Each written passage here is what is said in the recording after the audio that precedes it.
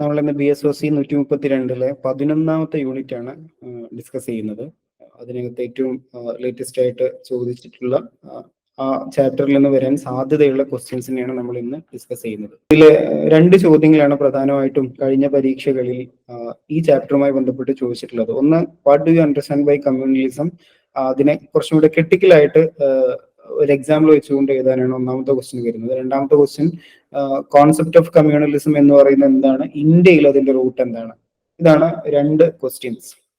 അപ്പം ഇതില് രണ്ട് ക്വസ്റ്റ്യൻ കോമൺ ആണ്. ഒന്നാമത്തെ ക്വസ്റ്റ്യന്റെ ബാക്കിയായിട്ടാണ് ശരിക്കും രണ്ടാമത്തെ ക്വസ്റ്റ്യനും കൂടെ വരേണ്ടത്.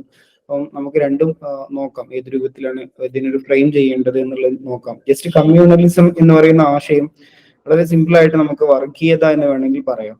വർഗീയത എന്ന് പറയുന്നത് മതങ്ങൾ തമ്മിൽ ഉണ്ടാകുന്ന സംഘർഷമാണ്. ഇങ്ങനെ വളരെ സിമ്പിൾ ആയിട്ടുള്ള, വളരെ ലൈറ്റ് ആയിട്ടുള്ള ഡെഫിനിഷനാണ് പറയുന്നത്. നമുക്ക് ഓർത്തു വെക്കാൻ എളുപ്പമായിട്ടുള്ള ഡെഫിനിഷനാണ് പറയുന്നത്. കമ്മ്യൂണലിസം എന്ന് പറയുന്നത് വർഗീയതയാണ്. വർഗീയത ഈക്വൽ ടു മതങ്ങൾ തമ്മിൽ ഉണ്ടാകുന്ന സംഘർഷം. ഇനി കൂടുതലായിട്ട് നമുക്ക് അതിനകത്തേക്ക് വേറെ ഡെഫിനിഷനിലേക്ക് പോകണ്ടെന്ന് തോന്നുന്നു. കമ്മ്യൂണലിസം എന്ന് പറയുന്നത് തന്നെ ഞങ്ങളുടേതാണ് ഏറ്റവും നല്ല മതം എന്ന് നമ്മൾ ഒരു എല്ലാ മതങ്ങളും കൂടെയുള്ള ഒരു രാജ്യത്തിരുന്നുകൊണ്ട് ഞങ്ങളുടേതാണ് ഏറ്റവും നല്ല മതം എന്ന് പറയുമ്പോൾ സ്വാഭാവികമായിട്ടും അപ്പുറത്തുനിന്ന് ഉണ്ടാവും ഞങ്ങളുടേതാണ് എന്നുള്ളത് തിരിച്ചു മറുപടി ഉണ്ടാവും. അതുമായി ബന്ധപ്പെട്ട് കുറെ പ്രശ്നങ്ങൾ ഉണ്ടാവും, കമ്മ്യൂണൽ വയലൻസുകൾ ഉണ്ടാവും. ഇതിനെയാണ് ശരിക്കും കമ്മ്യൂണലിസം എന്ന് പറയുന്നത്. ഇത് രൂപപ്പെടാൻ കുറെ കാരണങ്ങൾ ഉണ്ടാവും. ഇന്ത്യയിലാണെങ്കിൽ ഇന്ത്യൻ സ്വാതന്ത്ര്യ സമരം, ബ്രിട്ടീഷുകാരുടെ ഭരണം, അതുപോലെ തന്നെ സ്വാതന്ത്ര്യ സമരത്തിന് ശേഷമുള്ള ചില കാഴ്ചപ്പാടുകൾ, ഇതൊക്കെ എന്ത് ചെയ്തിട്ടുണ്ട്, രാജ്യത്ത് കമ്മ്യൂണലിസം രൂപപ്പെടാനുള്ള കാരണമായിട്ടുണ്ട്. സെക്യുലറിസം പോലെയുള്ള കാര്യങ്ങളാണ് ഇതിന്റെ പരിഹാരമായിട്ട് നമ്മൾ മുന്നോട്ട് വെക്കാനുള്ളത്. ഇതാണ് ഇതിന്റെ ഒരു ഓവറോൾ കോൺസെപ്റ്റ് എന്ന് പറയുന്നത്. സിംപ്ലി നമുക്ക് എന്താ പറയാം, കമ്മ്യൂണലിസം എന്ന് പറഞ്ഞു കഴിഞ്ഞാൽ വർഗീയത, രണ്ട് വർഗങ്ങൾ തമ്മിൽ ഉണ്ടാകുന്ന സംഘർഷം. ഇവിടെ രണ്ട് വർഗങ്ങൾ എന്ന് പറയുന്നത് ഉദ്ദേശിക്കുന്നത് മതങ്ങളാണ്. ഇനി ഒന്നാമത്തെ ക്വസ്റ്റ്യന്റെ what do you understand by communalism, discuss critically with examples എന്ന് പറയുന്നിടത്ത് നമുക്ക് കമ്മ്യൂണലിസം എന്ന് പറയുന്നത് ഒരു refers to a strong emphasis on interest and identity of a particular religious or ethnic group. ഏതെങ്കിലും ഒരു പ്രത്യേക മതം, ആ മതത്തിന്റെ ഐഡന്റിറ്റിയെ, അതിന്റെ താല്പര്യങ്ങളെ കൂടുതൽ ഊന്നി പറയുന്നതിനാണ് ശരിക്കും കമ്മ്യൂണലിസം എന്ന് പറയുന്നത്, വർഗീയത എന്ന് പറയുന്നത്. അപ്പം ഏതെങ്കിലും ഒരു സ്പെസിഫിക് കമ്മ്യൂണിറ്റിയുടെ നീഡിനെ മാത്രം എന്ത് ചെയ്യുന്നു, സാറ്റിസ്ഫൈ ചെയ്യുന്നു, അല്ലെങ്കിൽ അതിന് പ്രയോറിറ്റൈസ് കൊടുക്കുന്നു. അപ്പം അങ്ങനെയുള്ള അപ്പം ഒരു വളരെ സിമ്പിൾ ആയിട്ടുള്ള ഒരു ഇത് പറയുകയാണെങ്കിൽ, ഇപ്പൊ ഞാൻ ഏതെങ്കിലും ഒരു മതത്തിൽ വിശ്വസിക്കുന്നെങ്കിൽ ആ മതമാണ് ശരി, ആ മതം മാത്രമാണ് ശരി. അത് മാത്രമല്ല, ബാക്കിയുള്ളവരാരും ഇവിടെ ജീവിക്കേണ്ടവരല്ല എന്നും കൂടെ വിശ്വസിക്കുന്നത്. ഇപ്പൊ എന്റെ ആചാരങ്ങൾ, എന്റെ അനുഷ്ഠാനങ്ങൾ, അത് മറ്റാരും അത് ചെയ്യാൻ പാടില്ല, അല്ലെങ്കിൽ എന്റെ മതത്തിന് വിരുദ്ധമായത് മറ്റുള്ള ആളുകളൊന്നും ചെയ്യാൻ പാടില്ല എന്നൊക്കെ വിശ്വസിക്കുന്ന രൂപത്തിൽ ഏതെങ്കിലും ഒരു സ്പെഷ്യൽ ആയിട്ടുള്ള കമ്മ്യൂണിറ്റിക്ക് അല്ലെങ്കിൽ ഒരു പെർട്ടിക്കുലർ റിലീജിയനെ കൂടുതലായിട്ട് ഊന്നൽ കൊടുക്കുക, അല്ലെങ്കിൽ അതിനെ ഒരു സ്ട്രോങ് എംഫസിസ് എന്നാണ് ഇതിനകത്ത് പറയുന്നത്. അതിന്റെ ഇൻട്രസ്റ്റുകൾക്ക്, അതിന്റെ താല്പര്യങ്ങൾക്കും അതുപോലെ തന്നെ അതിന്റെ ഐഡന്റിറ്റികൾക്കും എന്ത് ചെയ്യുന്നു, കൂടുതലായിട്ട് നമ്മൾ ഊന്നൽ കൊടുക്കുകയും മറ്റുള്ളതിനെയൊക്കെ നിരാകരിക്കുകയും ചെയ്യുന്ന, നമ്മളല്ലാത്തതൊന്നും ഇല്ല എന്ന് നമ്മൾ പറയുന്നതിനെയാണ് എന്ത് പറയുന്നത്, കമ്മ്യൂണലിസം എന്ന് പറയുന്നത്. ആ ഡെഫിനിഷൻ ക്ലിയർ ആയി കഴിഞ്ഞാൽ ഇനി ഇവിടെ അങ്ങോട്ട് എഴുതാനുള്ള ബാക്കി കാര്യങ്ങളൊക്കെ ക്ലിയർ ആയിരിക്കും. അപ്പം ഡെഫിനിഷനാണ് നമ്മൾ ആദ്യം ഇതിനകത്ത് എഴുതേണ്ടത്, എന്താണ് കമ്മ്യൂണലിസം, അതിന്റെ ഡെഫിനിഷൻ. ദെൻ രണ്ടാമത് പറയുന്നത് idea of us versus them. Us versus them എന്ന് പറയുന്നത് നമ്മളും മറ്റുള്ളവരും, അവർ നമ്മൾ എന്ന് പറയുന്ന ഒരു കോൺസെപ്റ്റ് എപ്പോഴും എന്തുണ്ടാകുന്നു, കമ്മ്യൂണലിസത്തിനകത്ത് ഉണ്ടാകുന്നു. ഇപ്പൊ രണ്ട് മതങ്ങളാണെങ്കിൽ നമ്മളെല്ലാവരും എന്ന് പറയുന്ന ഒരു വി ഫീലിംഗ് മാറിയിട്ട് ഞങ്ങളും അവരും, അല്ലെങ്കിൽ അവരും ഞങ്ങളും എന്ന് പറയുന്ന, അവർ എന്ന് പറയുമ്പോൾ തന്നെ നമ്മളിൽ നിന്ന് എന്തൊക്കെയോ മാറ്റി നിർത്തപ്പെട്ട ഒരു വിഭാഗത്തെയാണല്ലോ നമ്മൾ അവർ എന്ന് പറയുന്നത്. അപ്പം നമ്മൾ എന്ന ഫീലിങ്ങിനകത്ത് നിന്ന് എന്ത് ചെയ്യുന്നു, അവർ എന്ന് പറയുന്ന ഒരു ഫീലിങ്ങിലേക്ക് ഇത് കൊണ്ടുപോകുന്നു. അതാണ് ഇവിടെ രണ്ടാമത്തെ പോയിന്റ് ആയിട്ട് എഴുതേണ്ടത്, the idea of us versus them. അത് വളരെ സിമ്പിൾ ആയിട്ട് ഓർത്തു വെക്കാൻ പറ്റുന്ന ഒന്നാണല്ലോ കമ്മ്യൂണലിസം എന്ന് പറയുമ്പോൾ. നമ്മൾ അവർ എന്ന് പറയുന്ന ഒരു കോൺസെപ്റ്റ് അതിനകത്ത് രൂപപ്പെടുന്നു. രണ്ടാമത്തത്, ഓരോ മതങ്ങളും വ്യത്യാസം ഉണ്ടായിരിക്കും. ഓരോ മതത്തിന്റെയും കൾച്ചറുകൾ, അതുപോലെ തന്നെ അതിന്റെ ആചാരങ്ങൾ, അനുഷ്ഠാനങ്ങൾ എല്ലാത്തിനകത്തും വ്യത്യാസം ഉണ്ടാവും. അപ്പം ഈ വ്യത്യാസമുള്ള കാര്യങ്ങളെ കൂടുതൽ ഇങ്ങനെ എടുത്തെടുത്ത് പറയും. ഡിഫറൻസസ് എന്ന് പറയുന്നതിനെ ഇങ്ങനെ എക്സാജറേറ്റ് ചെയ്തുകൊണ്ട് പറയുക. മതങ്ങൾ തമ്മിലുണ്ടാകുന്ന വേർതിരിവുകളെ, അപ്പം ഏകദൈവ വിശ്വാസത്തിന്റെ ആളുകളുണ്ടാവും, ബഹുദൈവ വിശ്വാസത്തിന്റെ ആളുകളുണ്ട്. അപ്പം ഇതിങ്ങനെ ഈ ഏകദൈവ വിശ്വാസം, ബഹുദൈവ വിശ്വാസം എന്ന് പറഞ്ഞുകൊണ്ട് ഇതിങ്ങനെ ഈ വേർതിരിവുകളെ എടുത്തെടുത്തുകൊണ്ട് പറയുകയും അതിനെ ഒരു നേരത്തെ പറഞ്ഞ പോലെ അതിന്റെ ഐഡന്റിറ്റിയെയും അതിന്റെ ഇൻട്രസ്റ്റിനെയൊക്കെ ഉയർത്തിക്കൊണ്ടുവരികയും ചെയ്യുന്നതിനെയാണ് പലപ്പോഴും എന്ത് പറയുന്നത്, കമ്മ്യൂണലിസം എന്ന് പറയുന്നത്. എക്സാജറേറ്റ്സ് ഡിഫറൻസസ് ബിറ്റ്വീൻ കമ്മ്യൂണിറ്റീസ്. ഇനി വ്യത്യസ്ത ടൈപ്പിലുള്ള കമ്മ്യൂണലിസം നമുക്ക് കാണാൻ പറ്റും. സോഷ്യൽ കമ്മ്യൂണലിസം ഉണ്ട്, എക്കണോമിക് കമ്മ്യൂണലിസം ഉണ്ട്, പൊളിറ്റിക്കൽ കമ്മ്യൂണലിസം ഉണ്ട്. ഇത് മൂന്നും ജസ്റ്റ് നിങ്ങൾ ഇൻട്രൊഡക്ഷൻ പാർട്ടിനകത്ത് എഴുതിയാൽ മതി. അപ്പൊ ഒന്ന്, ഇൻട്രൊഡക്ഷൻ പാർട്ടിനകത്ത് എഴുതേണ്ടത് എന്താണ് ഇതിന്റെ ഡെഫിനിഷൻ. രണ്ടാമത് അസ് വേഴ്സസ് ദം എന്ന് പറയുന്ന ഒരു കോൺസെപ്റ്റിന് ഇൻട്രൊഡക്ഷൻ പാർട്ടിൽ കൊണ്ടുവരണം. മൂന്നാമത്തത് ഇത് ഡിഫറൻസസ്, കമ്മ്യൂണിറ്റികൾ തമ്മിലുള്ള ഡിഫറൻസിനെ ഉയർത്തിക്കൊണ്ടുവരുന്നു. എക്സാജറേറ്റ്സ് ഡിഫറൻസസ് ബിറ്റ്വീൻ കമ്മ്യൂണിറ്റീസ് എന്ന് നമുക്ക് അവിടെ പറയാൻ പറ്റും. ദെൻ വ്യത്യസ്ത ടൈപ്പിലുള്ള കമ്മ്യൂണലിസം നിലവിലുണ്ട്. അത് സോഷ്യൽ കമ്മ്യൂണലിസം ഉണ്ട്, എക്കണോമിക് കമ്മ്യൂണലിസം ഉണ്ട്, പൊളിറ്റിക്കൽ കമ്മ്യൂണലിസം ഉണ്ട്. ഇത്രയും എഴുതിയതിനു ശേഷം നമുക്ക് വീണ്ടും എന്ത് ചെയ്യണം, എന്താണ് അണ്ടർസ്റ്റാൻഡിങ് ബൈ കമ്മ്യൂണലിസം എന്ന് പറയുന്നതിന്റെ ക്വസ്റ്റ്യൻസ് ഒന്നുകൂടെ, ക്വസ്റ്റ്യനിലെ പാർട്ട് ഒന്നുകൂടെ എടുത്തത്, അണ്ടർസ്റ്റാൻഡിങ് ദ കോൺസെപ്റ്റ്, കമ്മ്യൂണലിസം എന്ന് പറയുന്ന കോൺസെപ്റ്റ് എന്താണ് എന്നുള്ളത് ഒന്നുകൂടെ കൊണ്ടുവരാം. അപ്പൊ ഇവിടെ 3 ടൈപ്പ് ഓഫ് കമ്മ്യൂണലിസം ആണ് നമ്മൾ പറഞ്ഞിട്ടുള്ളത്. ഒന്ന് പൊളിറ്റിക്കൽ, എക്കണോമിക് ആൻഡ് സോഷ്യൽ. പലപ്പോഴും നമ്മൾ കേൾക്കുന്ന ഡെഫിനിഷൻ ഡിവിഷൻസ് തന്നെയാണ്. പൊളിറ്റിക്കൽ കമ്മ്യൂണലിസം എന്ന് പറയുന്നത് പൊളിറ്റിക്കൽ പാർട്ടീസ് എക്സ്പ്ലോയിറ്റ് റിലീജിയസ്, അതായത് വോട്ടിന് വേണ്ടിയിട്ട് അല്ലെങ്കിൽ മറ്റെന്തെങ്കിലും കാര്യങ്ങൾക്ക് വേണ്ടിയിട്ട് പൊളിറ്റിക്കൽ പാർട്ടികൾ മതത്തെ ചൂഷണം ചെയ്യുന്നു. ഇതിനെയാണ് പൊളിറ്റിക്കൽ കമ്മ്യൂണലിസം എന്ന് പറയുക. ഈ രാഷ്ട്രീയത്തിൽ പലപ്പോഴും നടന്നുകൊണ്ടിരിക്കുന്ന ഒരു കാര്യം തന്നെയാണ്. ഇന്ത്യയിലൊക്കെ പ്രത്യേകിച്ചും മതം, രാഷ്ട്രീയം മതത്തിനകത്തേക്ക് വലിയ രൂപത്തിൽ ഇടപെടലുകൾ നടത്തുന്നു. ആ ഇടപെടൽ എന്ന് പറയുന്നത് അതിനെ ചൂഷണം ചെയ്യുന്ന, വോട്ടിന് വേണ്ടിയിട്ട് എന്ത് ചെയ്യാണ്, രാജ്യത്തിന്റെ ഒരു പോളിസികളും മറ്റു കാര്യങ്ങളൊക്കെ മതകീയമാക്കി മാറ്റുന്നു. ഭൂരിപക്ഷ മതത്തിലേക്ക് ചേർത്ത് വെച്ചുകൊണ്ട് മതകീയമാക്കി മാറ്റുന്നു. ഇങ്ങനെ പറയുന്നതിന് നമുക്ക് എന്താ പറയാം, പൊളിറ്റിക്കൽ പാർട്ടീസ് എക്സ്പ്ലോയിറ്റ് റിലീജിയസ്. അതിനാണ് പൊളിറ്റിക്കൽ കമ്മ്യൂണലിസം എന്ന് പറയുന്നത്. ആശയം മനസ്സിലാക്കിയാൽ മതി, ബാക്കി നിങ്ങൾക്ക് എന്താണോ അറിയുന്നത് അതിങ്ങനെ ജസ്റ്റ് ചെയ്ത് വെക്കാം. പൊളിറ്റിക്കൽ കമ്മ്യൂണലിസം എന്ന് പറയുന്നത് രാഷ്ട്രീയം മതത്തിനകത്തേക്ക് കയറുന്നു. രണ്ടാമത്തെ എക്കണോമിക് കമ്മ്യൂണലിസം. എക്കണോമിക് കമ്മ്യൂണലിസം എന്ന് പറയുന്നത് certain communities are perceived as dominating specific economic sectors. ചില കമ്മ്യൂണിറ്റികൾ ചില പ്രത്യേക സാമ്പത്തിക മേഖലയിൽ കൂടുതലായിട്ട് ആധിപത്യം സ്ഥാപിക്കുന്നു. ഏതെങ്കിലും ഒരു സ്പെസിഫിക് ആയിട്ടുള്ള ഒരു എക്കണോമിക് സെക്ടറിനകത്ത് കൂടുതലായിട്ട് എന്ത് ചെയ്യുന്നു, ആധിപത്യം സ്ഥാപിക്കുകയും മറ്റുള്ള ആളുകളൊക്കെ അതിനകത്തുനിന്ന് പുറത്താക്കുകയും ചെയ്യുന്നു. ഇങ്ങനെ വരുന്നതിനെയാണ് എന്താ പറയാ, എക്കണോമിക് കമ്മ്യൂണലിസം എന്ന് പറയുക. കമ്മ്യൂണലിസം എന്ന് പറയുന്നത് 2 വർഗങ്ങളാണല്ലോ, 2 പേരുണ്ടാകുന്ന സംഘർഷങ്ങൾക്കാണ് കമ്മ്യൂണലിസം എന്ന് പറയാം. 2 കമ്മ്യൂണിറ്റികൾ തമ്മിൽ ഉണ്ടാകുന്ന സംഘർഷം എന്ന് സിമ്പിൾ ആയിട്ട് വേണമെങ്കിൽ നമുക്ക് പറയാം. അപ്പം ഈ 2 കമ്മ്യൂണിറ്റികളിൽ ഏതെങ്കിലും ഒരു എക്കണോമിക് സെക്ടറിനകത്ത് ആധിപത്യമുള്ള ആളുകളും ആധിപത്യം ഇല്ലാത്ത ആളുകളും സ്വാഭാവികമായിട്ടും അവർ തമ്മിൽ എന്തുണ്ടാകും, ഈ സംഘർഷങ്ങൾ ഉണ്ടാകും. Social communalism. സോഷ്യൽ കമ്മ്യൂണലിസം എന്ന് പറയുന്നത് social interactions and cultural exchange between communities become restricted. അതായത് പരസ്പരം 2 സമൂഹങ്ങൾ തമ്മിലുള്ള, സമുദായങ്ങൾ തമ്മിലുള്ള കൾച്ചറൽ എക്സ്ചേഞ്ച്, സോഷ്യൽ ഇന്ററാക്ഷൻ, സാമൂഹ്യപരമായിട്ടുള്ള ഇടപെടലുകളും സാംസ്കാരികപരമായിട്ടുള്ള കൈമാറ്റങ്ങളും ഒക്കെ അതിനെ തടയുക. അങ്ങനെ ആ കമ്മ്യൂണിറ്റിയിലേക്ക് പോകാൻ പാടില്ല, ആ കമ്മ്യൂണിറ്റിയുമായിട്ട് ഇടപെടാൻ പാടില്ല, ആ കമ്മ്യൂണിറ്റിയുടെ കൾച്ചർ നമ്മൾ സ്വീകരിക്കാൻ പാടില്ല എന്നൊക്കെ പറഞ്ഞുകൊണ്ട് നമ്മൾ ഒരു റെസ്ട്രിക്ഷൻസ് കൊടുക്കാം. ഈ റെസ്ട്രിക്ഷൻസ് കൊടുക്കുമ്പോൾ സ്വാഭാവികമായിട്ടും ഇവർ തമ്മിൽ എന്തുണ്ടാകും, സംഘർഷങ്ങൾ ഉണ്ടാകും. അതിനാണ് സോഷ്യൽ കമ്മ്യൂണലിസം എന്ന് പറയുന്നത്. പൊളിറ്റിക്കൽ കമ്മ്യൂണലിസം ഉണ്ട്, എക്കണോമിക് കമ്മ്യൂണലിസം ഉണ്ട്, സോഷ്യൽ കമ്മ്യൂണലിസം ഉണ്ട്. പൊളിറ്റിക്കൽ കമ്മ്യൂണലിസം എന്ന് പറയുന്നത് രാഷ്ട്രീയ പാർട്ടികൾ, പൊളിറ്റിക്കൽ പാർട്ടീസ് മതത്തെ എക്സ്പ്ലോയിറ്റ് ചെയ്യുന്നു. എക്കണോമിക് കമ്മ്യൂണലിസം എന്ന് പറയുന്ന ചില പ്രത്യേക പാർട്ടികൾ പ്രത്യേക സെക്ടർ, എക്കണോമിക് സെക്ടറിനെ അകത്ത് ഡോമിനേറ്റ് ചെയ്തുകൊണ്ട് നിൽക്കുന്നു. സോഷ്യൽ കമ്മ്യൂണലിസം എന്ന് പറയുന്നത് 2 കമ്മ്യൂണിറ്റികൾ തമ്മിലുള്ള ഇന്ററാക്ഷൻസ്, കൾച്ചറൽ എക്സ്ചേഞ്ചിനെയൊക്കെ എന്ത് ചെയ്യുന്നു, റെസ്ട്രിക്ട് ചെയ്തു വെക്കുന്നു. ഈ സമയത്തൊക്കെ എന്തുണ്ടാവാം, ഇത്തരത്തിലുള്ള കമ്മ്യൂണലിസത്തിന്റെ 3 ഫോമുകൾ രൂപപ്പെടാൻ സാധ്യതയുണ്ട്. ഇതാണ് അണ്ടർസ്റ്റാൻഡിങ് ദ കോൺസെപ്റ്റ് എന്ന് പറയുന്നത്. അപ്പൊ ഇവിടെ വേണമെങ്കിൽ നമുക്ക് എന്ത് ചെയ്യാം, ടൈപ്സ് ഓഫ് കമ്മ്യൂണലിസം എന്ന് എഴുതിയിട്ടും ഇത് എഴുതാവുന്നതാണ്. ഇനി അതിന്റെ 2 എക്സാമ്പിൾസ്. ഇവിടെ പറയുന്ന രണ്ട് എക്സാമ്പിൾസ് നമ്മൾ കേട്ട് പരിചയമുള്ള രണ്ട് എക്സാമ്പിൾസ് തന്നെയാണ് ഞാൻ കൊടുത്തിട്ടുള്ളത്. നമ്മൾ എഴുതണം നിർബന്ധമായിട്ട്, പരീക്ഷയ്ക്ക് എക്സാമ്പിൾസ് ചോദിച്ചിട്ടുണ്ടല്ലോ. അപ്പൊ ഒന്ന്, പാർട്ടീഷൻ ഓഫ് ഇന്ത്യ. ഇന്ത്യ വിഭജനം എന്ന് പറയുന്നത് വലിയ ഒരു കമ്മ്യൂണലിസത്തിന്റെ ഭാഗമാണ്. ഇന്ത്യയും പാകിസ്ഥാനും വിഭജിക്കുന്നു. അതായത് ഒരു ഭാഗത്ത് ഹിന്ദു മതത്തിന്റെ ആളുകളും മറുഭാഗത്ത് മുസ്ലിംസിനെയും മാറ്റിക്കൊണ്ട് രാജ്യത്തൊരു ഡിവൈഡ് ആൻഡ് റൂൾ എന്ന് പറയുന്ന പോളിസിയാണ് ബ്രിട്ടീഷുകാർ കൊണ്ടുവന്നത്. അപ്പൊ 1947 പാർട്ടീഷൻ ഓഫ് ഇന്ത്യ എന്ന് പറയുന്നത് ഇന്ത്യ ആൻഡ് പാകിസ്ഥാൻ, ഇതിന്റെ കോൺസിക്വൻസസ് ഏറ്റവും കൂടുതൽ ഒരു communal tension between Hindus and Muslims, ഹിന്ദുക്കളുടെയും മുസ്ലിംസിന്റെയും ഇടയിൽ വലിയ രൂപത്തിലുള്ള ഒരു കമ്മ്യൂണൽ ടെൻഷൻസ് ഉണ്ടാക്കിയിട്ടുള്ള ഒന്നാണ് എന്ത്, ഇന്ത്യ പാർട്ടീഷൻ എന്ന് പറയുന്നത്. അതൊരു എക്സാമ്പിൾ ആയിട്ട് കൊടുക്കും. ദെൻ റോഹിംഗ്യ ക്രൈസിസ്, നിലവിൽ നമ്മൾ കേട്ടുകൊണ്ടിരിക്കുന്ന ഒരു കമ്മ്യൂണൽ ഒരു മുസ്ലിം മൈനോറിറ്റി. ഇപ്പോൾ ഒരു രണ്ട് വർഗങ്ങൾ ഉണ്ടാകുമ്പോൾ ആരാണോ മെജോറിറ്റി ഉള്ളത്, ആരാണോ മൈനോറിറ്റി ഉള്ളത്, ഭൂരിപക്ഷകരാണ് ന്യൂനപക്ഷകരാണ്. സ്വാഭാവികമായിട്ടും ഭൂരിപക്ഷമാണ് എന്ത് ചെയ്യുന്നത്, ന്യൂനപക്ഷങ്ങൾക്ക് മേൽ വലിയ രൂപത്തിലുള്ള അടിച്ചമർത്തലുകൾ ഉണ്ടാക്കുന്നത്. അപ്പം ഇവിടെ റോഹിംഗ്യയിൽ മുസ്ലിം മൈനോറിറ്റിയാണ് എന്ത് ചെയ്യുന്നത്, മ്യാൻമറിലുള്ള ഈ മ്യാൻമറിലുള്ള അത് അവിടുത്തെ ഭൂരിപക്ഷ ജനവിഭാഗം എന്ത് ചെയ്യുന്നു, ഈ മുസ്ലിം മൈനോറിറ്റിക്ക് മേൽ വലിയ രൂപത്തിലുള്ള പ്രശ്നങ്ങൾ ഉണ്ടാക്കുന്നു. അതൊരു ഡിസ്പ്ലേസ്മെന്റിലേക്ക് വരെ എത്തുന്നു. Lead to violence and displacement എന്നാണ്. അതായത് അത് സംഘർഷത്തിലേക്ക് എത്തുന്നുണ്ട്, അക്രമത്തിലേക്ക് എത്തുന്നുണ്ട്.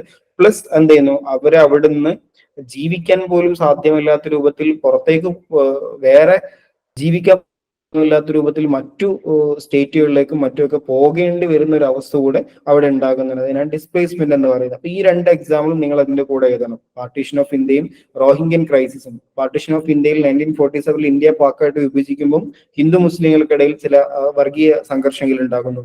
ദെൻ റോഹിംഗ്യൻ ക്രൈസിസിനകത്ത് എന്താണ്, റോഹിംഗ്യയിലെ മുസ്ലിം മൈനോറിറ്റി, മ്യാൻമറിലെ റോഹിംഗ്യൻ മുസ്ലിം മൈനോറിറ്റി എന്ന് പറയുന്ന വിഭാഗം അവിടുത്തെ ആളുകളിൽ നിന്ന് തന്നെ വലിയ രൂപത്തിൽ, അവിടുത്തെ ഭൂരിപക്ഷ ജനങ്ങളിൽ നിന്ന് തന്നെ വലിയ രൂപത്തിൽ പ്രശ്നങ്ങൾ അനുഭവിക്കുന്നു എന്നുള്ളതാണ്.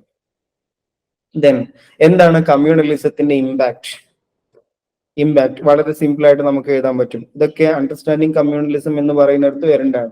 Violence and loss of life, ഇതൊക്കെ ഞാൻ അതിന്റെ എക്സ്പ്ലനേഷൻ കൊടുത്തിട്ടുണ്ട്. ആവശ്യമുള്ള ആളുകൾക്ക് ഇത് വായിച്ചിട്ട് എഴുതാം, അല്ലെങ്കിൽ നമ്മുടേതായിട്ടുള്ള ഭാഷയിലേക്ക് കൊണ്ടുവരാൻ പറ്റും. Violence and loss of life എന്ന് പറഞ്ഞാൽ എന്താണ്, അവിടെ അക്രമങ്ങൾ ഉണ്ടാകുന്നു, സംഘർഷങ്ങൾ ഉണ്ടാകുന്നു, ഒരുപാട് ജീവൻ നഷ്ടപ്പെടുന്നു, അല്ലെങ്കിൽ ജീവിത മാർഗങ്ങൾ നഷ്ടപ്പെടുന്നു, ഇതൊക്കെ തന്നെ പറയാം.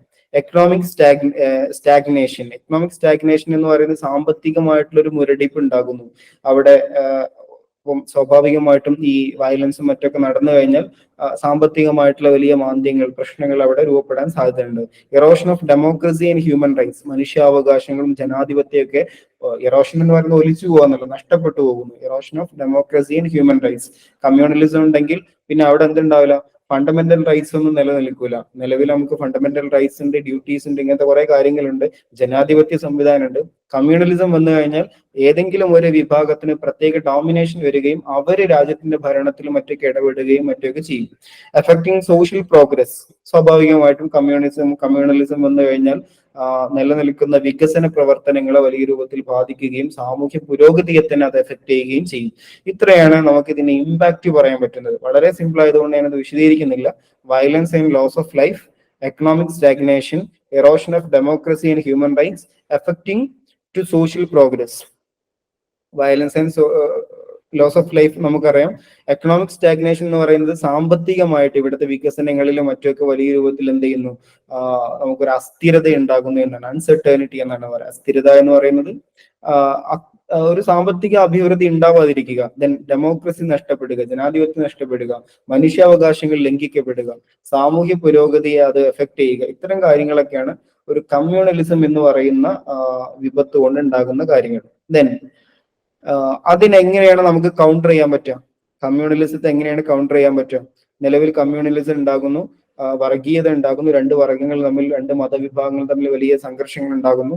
സ്വാഭാവികമായിട്ടും അത്തരം സ്ഥലങ്ങളിൽ നമുക്ക് അതിനെ കൗണ്ടർ ചെയ്യാൻ എന്തൊക്കെയാണ് പറ്റുന്നത്? ഒന്ന്, അതിന്റെ ചലഞ്ചസിനെ, വെല്ലുവിളികളെ നേരിടാൻ നമുക്ക് എങ്ങനെ പറ്റും എന്നുള്ളതാണ്. ഒന്ന്, പ്രൊമോട്ടിങ് സെക്യുലറിസം. നേരത്തെ നമ്മളൊരു ക്വസ്റ്റ്യനകത്ത് വളരെ കൃത്യമായിട്ട് ഇത് ഡിഫൈൻ ചെയ്തിട്ടുണ്ട്.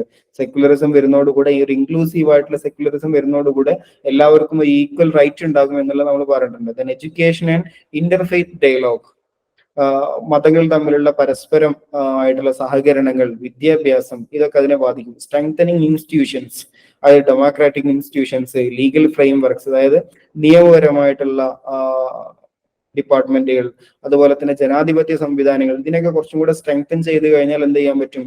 ഇത്തരത്തിൽ കമ്മ്യൂണലിസം പോലെയുള്ള പ്രശ്നങ്ങൾ, വർഗീയതകൾ ഉണ്ടാകുന്നതിൽ നിന്ന് നമുക്ക് തടയാൻ പറ്റും. കാരണം കൃത്യമായ ശിക്ഷയും മറ്റൊക്കെ കൊടുത്തു കഴിഞ്ഞാൽ സ്വാഭാവികമായിട്ട് നമുക്ക് തടയാൻ പറ്റും. എംപവറിംഗ് സിവിൽ സൊസൈറ്റീസ്, ഇവരെ പരമാവധി എന്ത് ചെയ്യണം? ഒരു എല്ലാ കമ്മ്യൂണിറ്റികൾക്കിടയിലും ഒരു ബിൽഡ് ബ്രിഡ്ജസ് ബിറ്റ്വീൻ കമ്മ്യൂണിറ്റീസ്, രണ്ട് കമ്മ്യൂണിറ്റികൾക്കിടയിൽ എന്ത് ചെയ്യുക? ഒരു ബ്രിഡ്ജ് ഉണ്ടാക്കുക എന്ന് പറയുന്നത് പരസ്പരം സഹകരിക്കാനുള്ള സന്നദ്ധത ഉണ്ടാക്കുക എന്നുള്ളതാണ്. അപ്പം ഇതൊക്കെ ചെയ്തു കഴിഞ്ഞാൽ നമുക്ക് എന്ത് ചെയ്യാം? കമ്മ്യൂണലിസത്തെ കുറയ്ക്കാൻ പറ്റും. Promoting secularism, then education, interfaith dialogue, strengthening institutions and empowering civil societies. ഇത്രയും ഹെഡിങ്ങൾ നിർബന്ധമായിട്ടുണ്ടാകണം. ദെൻ അത് വായിച്ചാൽ തന്നെ, ഇതിനകത്ത് ഓരോന്ന് വായിച്ചാലും നമുക്ക് എന്ത് ചെയ്യാം? സ്ട്രെങ്തനിങ് ഇൻസ്റ്റിറ്റ്യൂഷൻ എന്ന് പറയുമ്പോൾ ഡെമോക്രാറ്റിക് ഇൻസ്റ്റിറ്റ്യൂഷൻസ് ലീഗൽ ഫ്രെയിംവർക്ക് ആണ്. എംപവറിംഗ് സിവിൽ സൊസൈറ്റീസ് എന്ന് പറയുന്ന സമയത്ത് എന്താണ്? ഇവർക്ക് കമ്മ്യൂണിറ്റികൾക്കിടയിൽ എന്തുണ്ടാക്കുക? ഒരു എംപവർമെന്റ്, ഒരു ഉയർച്ച ഉണ്ടാക്കുക എന്നുള്ളതാണ്. പ്രൊമോട്ടിംഗ് സെക്യുലറിസം നമ്മൾ നേരത്തെ പഠിച്ചാണ്. Then education and interfaith dialogue, നിരന്തരമായിട്ടുള്ള നല്ല എഡ്യൂക്കേഷൻ കൊടുത്തു കഴിഞ്ഞാൽ, അതുപോലെ തന്നെ രണ്ട് കമ്മ്യൂണിറ്റികളും തമ്മിൽ പരസ്പര സഹകരണത്തിനുള്ള വേദികൾ ഉണ്ടാക്കി കഴിഞ്ഞാൽ എന്ത് ചെയ്യാൻ പറ്റും? ഇത്തരത്തിലുള്ള കമ്മ്യൂണലിസം എന്ന് പറയുന്ന പ്രശ്നത്തെ നമുക്ക് ഇല്ലാതെയാക്കാൻ പറ്റും. ഇനി അതിന്റെ ഒരു കൺക്ലൂഷനും കൂടെ കൊടുത്തു കഴിഞ്ഞാൽ ഈ ക്വസ്റ്റ്യൻ നമുക്ക് അവസാനിപ്പിക്കാം. കമ്മ്യൂണലിസം എന്ന് പറയുന്നത് എന്താണ്? ഒരു ഡേഞ്ചറസ് ഐഡിയോളജി. അത് ഒരു നല്ലൊരു വാക്കാന്ന് തോന്നുന്നു. ഈ കമ്മ്യൂണലിസം എന്ന് പറയുന്നത് ഈസ് എ ഡേഞ്ചറസ് ഐഡിയോളജി. എന്നിട്ട് നമുക്ക് പറയാൻ പറ്റുന്നത് എങ്ങനെയാണ് ഇതിനെ തടയാൻ പറ്റുക എന്നുള്ളതാണ്. എന്തൊക്കെയാണ് അതിന്റെ ടൈപ്പുകൾ വേണമെങ്കിൽ ജസ്റ്റ് ഒന്ന് ഇവിടെ നമുക്ക് മെൻഷൻ ചെയ്യാം. അതായത് political communalism, economic communalism, social communalism ഒക്കെ ഇത്തരത്തിലുള്ള വ്യത്യസ്തമായ കമ്മ്യൂണലിസങ്ങളുണ്ട്, വർഗീയതകളുണ്ട് എന്ന് പറഞ്ഞിട്ട് നമുക്ക് ഇതിനോട് ഫൈറ്റ് ചെയ്യാൻ വേണ്ടിയിട്ട് എന്ത് ചെയ്യാം? Interfaith dialogue, strengthening democratic institutions എന്നൊക്കെ പറഞ്ഞുകൊണ്ട് അതൊക്കെ നമുക്ക് ഇതിനകത്തേക്ക് കൊണ്ടുവന്നു കഴിഞ്ഞാൽ നമുക്ക് എന്ത് ചെയ്യാൻ പറ്റും? ഇത്തരത്തിലുള്ള ഒരു പീസ്ഫുൾ ആയിട്ടുള്ള അന്തരീക്ഷം ഇവിടെ ക്രിയേറ്റ് ചെയ്യാൻ പറ്റും. അപ്പോൾ കമ്മ്യൂണലിസത്തെ നമുക്ക് ഇല്ലായ്മ ചെയ്യാം. ഇതാണ് എന്താണ് കമ്മ്യൂണലിസം എന്ന് മാത്രം ചോദിച്ചു കഴിഞ്ഞാൽ നമ്മൾ എഴുതേണ്ടത്. അതിനൊരു ഡെഫിനിഷൻ കൊടുക്കാം. ആ ഡെഫിനിഷനകത്ത് ആദ്യം അതിന്റെ എന്താണ് കമ്മ്യൂണലിസം എന്നുള്ളതിന്റെ ഡെഫിനിഷൻ, അത് റെഫേഴ്സ് ടു എന്ന് പറയുന്ന ഡെഫിനിഷൻ കൊടുക്കുക. ദെൻ അസ് വേഴ്സസ് ദം എന്ന് പറയുന്ന ഒരു കോൺസെപ്റ്റ് അവിടെ കൊണ്ടുവരിക. വ്യത്യസ്ത ടൈപ്പിലുള്ള കമ്മ്യൂണലിസത്തെ സ്പെസിഫൈ ചെയ്യുക. എന്നിട്ട് ആ ടൈപ്പ് ഓഫ് കമ്മ്യൂണലിസം എന്ന് പറയുന്നത് നമ്മൾ വിശദീകരിക്കുക. Political, economic and social communalism വിശദീകരിക്കുക. അതിന് എക്സാമ്പിൾസ് പറയുക. രണ്ട് പ്രധാനപ്പെട്ട എക്സാമ്പിൾസ് പറയാം. ദെൻ എക്സാമ്പിൾസ് എന്നുള്ളത് ഒരു പ്രത്യേകമായിട്ട് തന്നെ പറയണം. കാരണം ക്വസ്റ്റ്യനകത്ത് അങ്ങനെ തന്നെ അത് ചോദിച്ചിട്ടുണ്ട്. ഡിസ്കസ് ക്രിട്ടിക്കലി വിത്ത് എക്സാമ്പിൾസ് എന്നാണ് പറഞ്ഞിട്ടുള്ളത്. അപ്പൊ അത് കൃത്യമായിട്ട് പറയണം. ദെൻ അതിന് ഇമ്പാക്ട് എന്ന് പറയുന്നത് violence, economic stagnation, erosion of democracy and human rights affecting social progress എന്നുള്ളത് കൊടുക്കാം. ദെൻ അതിനെങ്ങനെ മറികടക്കാൻ പറ്റും? അപ്പൊ അതൊക്കെ അണ്ടർസ്റ്റാൻഡിങ് കോൺസെപ്റ്റിൽ പെട്ടാണല്ലോ. അപ്പൊ അതിന് നമുക്ക് സെക്യുലറിസം കൊണ്ടുവരാം, എഡ്യൂക്കേഷൻ കൊണ്ടുവരാം, ഇന്റർഫെയ്ത്ത് ഡയലോഗ് കൊണ്ടുവരാം, ഇൻസ്റ്റിറ്റ്യൂഷനെ സ്ട്രെങ്തൻ ചെയ്യാം, സിവിൽ സൊസൈറ്റി. ഇതൊക്കെയാണ് നമുക്ക് എന്ത് ചെയ്യാൻ പറ്റുന്നത്? പറയാൻ പറ്റുന്നത്. Okay, what do you understand by the concept of communalism? What did it emerge in India? Concept of communalism ആണ് ഇപ്പൊ നമ്മൾ പറഞ്ഞിട്ടുള്ളത്.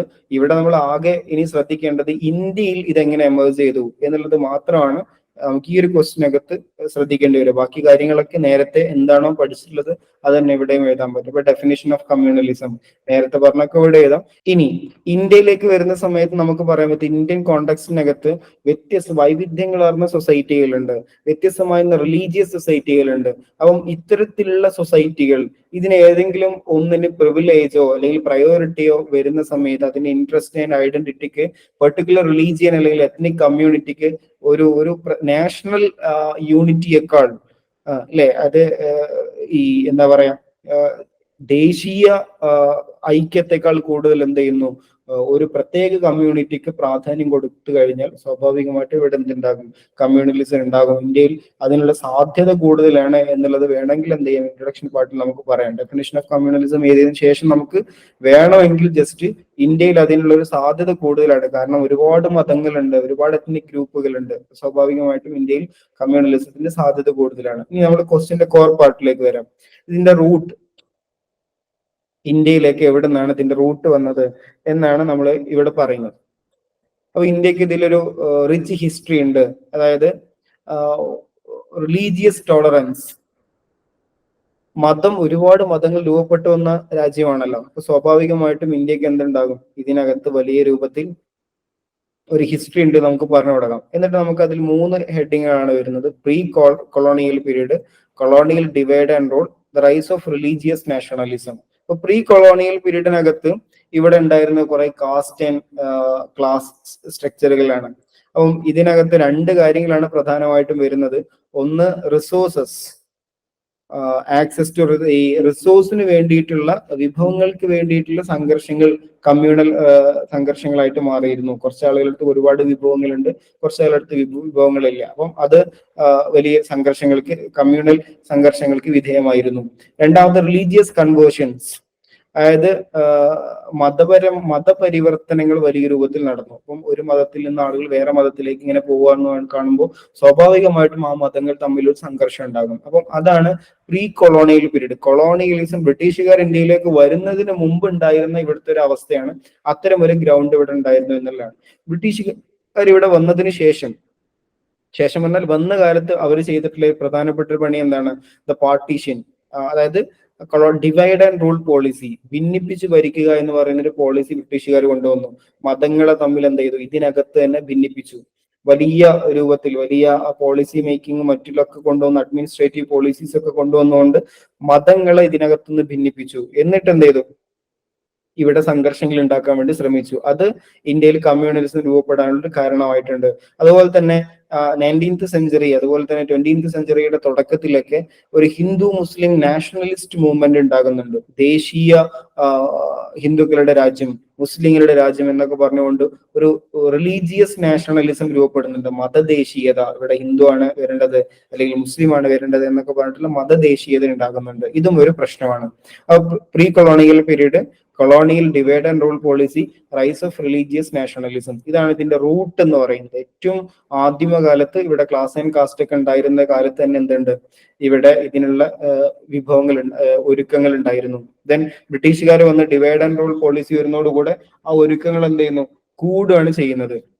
ദെൻ രണ്ടാമത്തെ റിലീജിയസ് നാഷണലിസം. റിലീജിയസ് നാഷണലിസം എന്ന് പറയുന്നത് ഏതെങ്കിലും ഒരു പ്രത്യേക മതം എന്ത് ചെയ്യുന്നു? രാജ്യത്തിന്റെ മതമായിട്ട് അല്ല അത്തരം ഒരു മൂവ്മെന്റിലേക്ക് എന്ത് ചെയ്യുന്നു? വരാൻ, മറ്റു മതങ്ങളെയൊക്കെ മാറ്റിയിട്ട് പൊളിറ്റിക്കൽ സ്പേസിലും മറ്റുമൊക്കെ ബാക്കിയുള്ള മതങ്ങളൊക്കെ മാറ്റിയിട്ട് ഒരു മതത്തിന് പ്രത്യേക ആധിപത്യം ഉണ്ടാവാനുള്ള ഒരു സാധ്യത വന്നു. അപ്പം അതും എന്തായിട്ടുണ്ട്? ഇന്ത്യയിൽ കമ്മ്യൂണലിസം വരാനുള്ള ഒരു കാരണമായിട്ടുണ്ട്. ഇനി ഇൻഡിപെൻഡൻസിന് ശേഷം, പോസ്റ്റ് ഇൻഡിപെൻഡൻസിൽ ശരിക്കും നമ്മൾ അനുഭവിച്ചത് 1947 പാർട്ടീഷനാണ്. നമ്മൾ നേരത്തെ ഇതിനെ ഇരുന്നു. അപ്പം 1947 പാർട്ടീഷനുമായി ബന്ധപ്പെട്ട് നമുക്ക് എന്തുണ്ടായിട്ടുണ്ട്? വലിയ രൂപത്തിൽ അതിന് റൂട്ട് ഉണ്ട്. അപ്പൊ അൺഈക്വൽ ഡിസ്ട്രിബ്യൂഷൻ ഓഫ് റിസോഴ്സസ്, എല്ലാവർക്കും ഒരേപോലെ റിസോഴ്സുകൾ കൊടുക്കാൻ പറ്റുന്നില്ല. പൊളിറ്റിസൈസേഷൻ ഓഫ് റിലീജിയൻ, ഈ പൊളിറ്റിക്കൽ പാർട്ടീസ് എന്ത് ചെയ്യുന്നു? മതത്തെ എക്സ്പ്ലോയിറ്റ് ചെയ്യുന്നു. അപ്പോൾ വോട്ടിനും മറ്റൊക്കെ വേണ്ടിയിട്ട് മതത്തെ എക്സ്പ്ലോയിറ്റ് ചെയ്യുന്നു. Then misinformation and hate speech, അതായത് വലിയ എന്താ പറയുന്നത്, വിദ്വേഷ പ്രസംഗങ്ങൾ, അതുപോലെയുള്ള സോഷ്യൽ മീഡിയകളും മറ്റൊക്കെ ഉപയോഗിച്ചുകൊണ്ട് ഉണ്ടാകുന്ന മിസ്ഇൻഫർമേഷൻ, ഇത്തരത്തിലൊക്കെ വന്ന സമയത്ത് കമ്മ്യൂണിറ്റികൾ തമ്മിൽ എന്തുണ്ടായി? കുറച്ചും കൂടെ സംഘർഷങ്ങൾ ഉണ്ടായി. അപ്പൊ ഇന്ത്യയിൽ ഇതിന്റെ റൂട്ട് എന്ന് പറയുന്നത് പ്രീ കൊളോണിയൽ പീരീഡിൽ തന്നെ ഇത് ഉണ്ടായിട്ടുണ്ട്. കൊളോണിയൽ പീരീഡിൽ കൊളോണിയലിന്റെ ബ്രിട്ടീഷുകാരുടെ ഡിവൈഡ് ആൻഡ് റൂൾ പോളിസിയാണ് ഇത് ഏറ്റവും പ്രധാനപ്പെട്ട ഒരു ഹേതുവായത്. ദെൻ അതിനെ തുടർന്ന് വന്നിട്ടുള്ള റിലീജിയസ് നാഷണലിസം.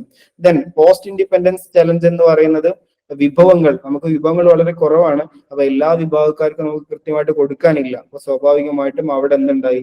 ഒരു ഒരു റിലീജിയസ് കമ്മ്യൂണിറ്റീസ് ഒരു റിസോഴ്സിന് വേണ്ടിയിട്ട് പ്രശ്നങ്ങൾ ഉണ്ടാക്കാൻ തുടങ്ങി. ദെൻ പൊളിറ്റിക്കൽ പാർട്ടികൾ മതത്തെ രാഷ്ട്രീയത്തിന് വേണ്ടിയിട്ട് ഉപയോഗിക്കാൻ തുടങ്ങി. അതും ഒരു പ്രശ്നമായിരുന്നു. Then misinformation and hate speech, ഇത്തരത്തിലുള്ള തെറ്റായ വിവരങ്ങൾ, വ്യാജ വാർത്തകളും വിദ്വേഷ പ്രസംഗങ്ങളൊക്കെ സോഷ്യൽ മീഡിയയിലും മറ്റൊക്കെ വ്യാപിച്ചതോടുകൂടെ അതും എന്തായി മാറി? കമ്മ്യൂണലിസം രൂപപ്പെടാനുള്ള ഒരു കാരണമായിട്ട് മാറി. ഇത്രയാണ് ഇതിന്റെ റൂട്ട് എന്ന് എഴുതേണ്ടത്. അപ്പം നിങ്ങൾ ഈ കാര്യങ്ങൾ നിർബന്ധമായിട്ടും അതിനകത്ത് എഴുതണം. Pre colonial period, colonial divide and rule policy, rise of religious nationalism, പിന്നെ unequal distribution of resources, politicisation of religion, then misinformation and hate speech എന്ന് പറയുന്ന ഇത്രയും കാര്യങ്ങൾ കൃത്യമായിട്ട് അതിനകത്ത് എഴുതണം. എന്താണ് ഇവിടെ കമ്മ്യൂണലിസം വന്നതോടുകൂടെ സംഭവിച്ചത്? കമ്മ്യൂണലിസം വന്നതോടുകൂടെ അവിടെ സംഭവിച്ചത് എന്താണെന്ന്? റിലീജിയസ് റൈറ്റ്സ്, മതപരമായിട്ടുള്ള കലാപങ്ങൾ ഉണ്ടായി. മതത്തിന്റെ പേരിലുള്ള കലാപങ്ങൾ ഉണ്ടാകുന്നു.